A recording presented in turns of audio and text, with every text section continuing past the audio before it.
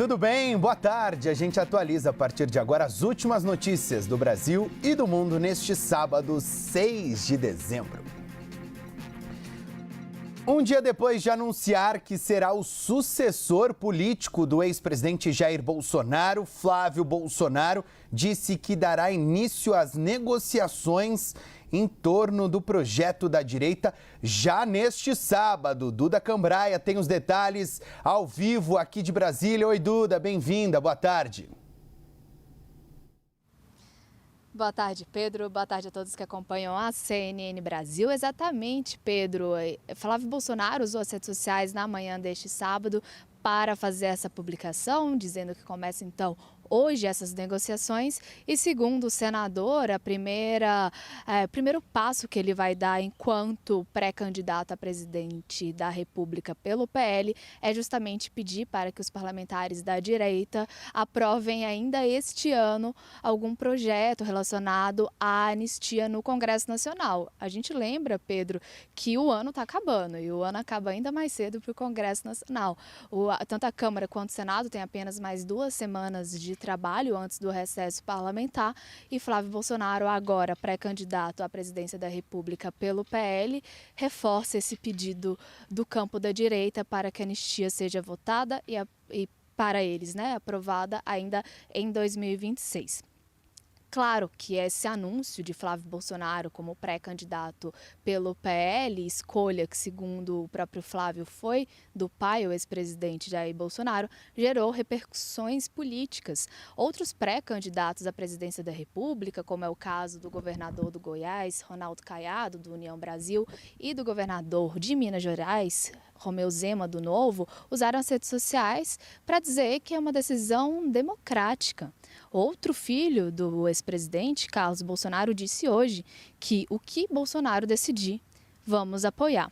Agora, uma repercussão do bolsonarismo que chamou a atenção, Pedro, foi do pastor Silas Malafaia. A gente lembra que Malafaia apoia Bolsonaro desde 2018, fez diversas manifestações a favor do ex-presidente este ano e ele usou as redes sociais para dizer que o amadorismo da direita faz a esquerda dar gargalhadas. Apesar disso, Silas Malafaia disse que não está falando nem contra nem a favor de ninguém. Agora, depois desse anúncio à pré-candidatura, só para finalizar, Pedro, na terça-feira que vem, Flávio Bolsonaro está autorizado a visitar o pai na Superintendência da Polícia Federal. Ele terá 30 minutos com o ex-presidente entre 9 e 11 da manhã. Claro que vamos acompanhar essa visita. Volto com você, Pedro. Sem dúvida, até porque muito provavelmente depois da visita ao ex-presidente, o senador deve começar a direcionar os movimentos políticos que serão feitos pela família Bolsonaro a partir de agora. Obrigado, Duda, bom trabalho para você. E a gente já tem pesquisa trazendo esse cenário de eleições para o ano que vem, pesquisa Datafolha divulgada hoje, que mostra que o presidente Lula ampliou a vantagem sobre os principais nomes da direita nas simulações de segundo turno para 2026. No cenário contra Flávio Bolsonaro, recém-anunciado pelo pai como herdeiro político, Lula venceria por 51% a 36%. Uma diferença de 15 pontos entre o que foi registrado em julho, quando o placar era 48% a 37%. Brancos e nulos somam 12%, enquanto apenas 1% não soube responder. O Datafolha também fez uma simulação de segundo turno entre o presidente Lula e o governador de São Paulo, Tarcísio de Freitas. Lula aparece com 47% das intenções de voto, enquanto Tarcísio registra 42%. Em julho, a diferença era um pouco menor, 45% a 41%. Os números também mostram uma leve queda no eleitorado que declara voto em branco, nulo ou nenhum, que passou de 12% para 10%. Os que ainda não sabem em quem votar continuam em torno de 2%. A pesquisa ouviu 2.002 pessoas em 113 municípios pelo país entre os dias 2 e 4 de dezembro, portanto, antes do anúncio oficial da família Bolsonaro. A margem de erro é de 2 pontos percentuais para mais ou para menos. Notícias internacionais agora. A Rússia lançou um dos maiores ataques de drones e mísseis em meses contra a Ucrânia. Autoridades locais confirmaram hoje que 5 pessoas morreram na ofensiva que contou com centenas de projéteis. Enquanto isso, autoridades americanas e ucranianas estão reunidas em Miami para discutir um caminho para o fim da guerra. Quem tem todos os detalhes é o Américo Martins, direto de Londres. Oi, Américo, bem-vindo, boa tarde. Olá, Pedro, muito boa tarde para você e para todo mundo que nos acompanha. Essa foi uma noite de muita violência na Ucrânia, com os russos disparando mais de 700 drones e mísseis balísticos e de cruzeiro contra várias regiões do território ucraniano.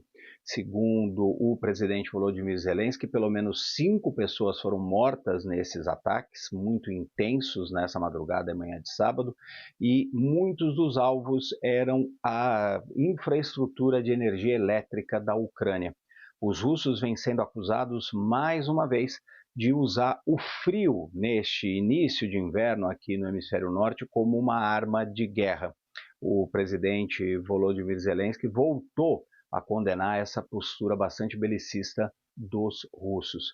E enquanto os ataques do Kremlin continuavam no território ucraniano, uma delegação da Ucrânia está reunida na Flórida com representantes dos Estados Unidos que são chefiados pelo Steve Witkoff, que é o enviado especial do presidente Donald Trump para tentar resolver diplomaticamente essa questão da guerra na Ucrânia. Já é o 3º dia seguido de reuniões entre os ucranianos e os americanos e não existe, Pedro, infelizmente, nenhuma perspectiva de que a gente possa ter o fim desse conflito no curtíssimo prazo. Isso porque os ucranianos não aceitam demandas que são feitas pelos russos, como, por exemplo, entregar mais de 20% do território do seu país, reduzir muito as forças armadas e abdicar do direito de um dia querer entrar na OTAN, a Organização Militar Ocidental. Antes dessas reuniões entre o Steve Witkoff e os representantes da Ucrânia, o americano esteve essa semana também no Kremlin, lá em Moscou, e teve uma reunião de 5 horas com o presidente Vladimir Putin. Eles discutiram vários pontos desse possível acordo com os ucranianos e também não houve progresso. Na segunda-feira, aqui em Londres, os europeus vão entrar também nessa rodada de discussões, Pedro, porque o primeiro-ministro Keir Starmer vai receber aqui na capital britânica o Volodymyr Zelensky, o presidente da França, Emmanuel Macron, e também o chanceler da Alemanha, o Friedrich Merz.